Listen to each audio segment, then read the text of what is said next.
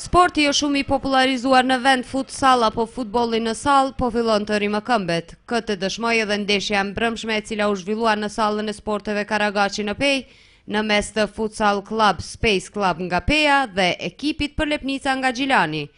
Kjo shënoi edhe fillimin e javës së parë të Superligës së Kosovës në futsal. Përveç një loje mjaft cilësore dhe sportive, vlen të theksohet edhe një atmosferë e këndshme e zhvilluar nga tifozëria pejane, kurse flamuri kombëtar rreth 10 metësh i shpalosur ishte befasia e mbrëmjes.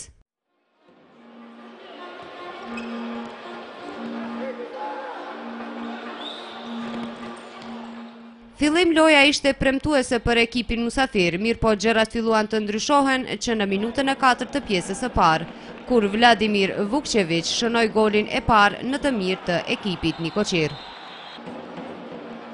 4 minuta më vonë Zoran Borević gjunjëzoi portierin e Përlepnicës dhe kështu rezultati u ngrit në 2-0 për ekipin vendas. Në minutën e 9, Artan Gjata shënon golin e tretë për Space Club. Pushimi një minutësh, ekipit musafiri bëri mirë dhe kështu shënoi golin e tij të parë dhe atë nga Valon Merovci.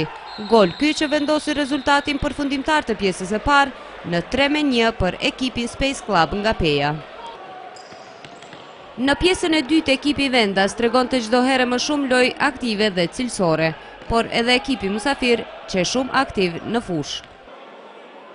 Në minutën e 22 të ndeshjes, Borović për të dytën herë tundi rrjetën e kundërshtarit për të ngritur kështu rezultatin në 4-1 për vendasit.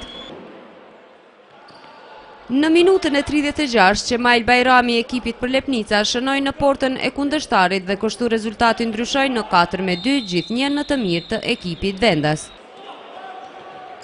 Por vetëm një minutë më vonë, Hysni Mullia shënoi golin e 50 të fundit për ekipin vendas dhe pikërisht ky ishte edhe goli i fundit në këtë ndeshje. Ndeshja në mes të klubit futbollistik në sallë Space Club nga Peja dhe Përlepnica nga Gjilani përfundoi me rezultat 5-2 në të mirë të ekipit Nikoqir.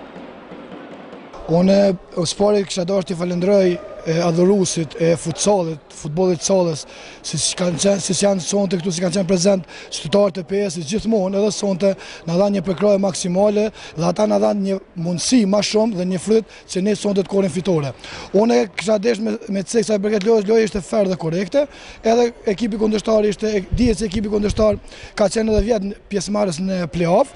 Ishte një lojë e mirë, mendoj se ato që kemi stërvit gjatë 3 javëve me radhë, i aplikum sonte edhe pse disa gabime i patëm në pjesën e parë ku edhe morëm faktikisht gol, po prapë i përmirësuam gabimet tona dhe arritëm një sukses, një rezultat që tregon fitoren 5-2, e cila besoj që është merit e kësaj loje që ne kanë bërë lojtarët e mi sonte. Futsallit të urojmë sukses, ishte dita e parë sot, loja e parë që fillom.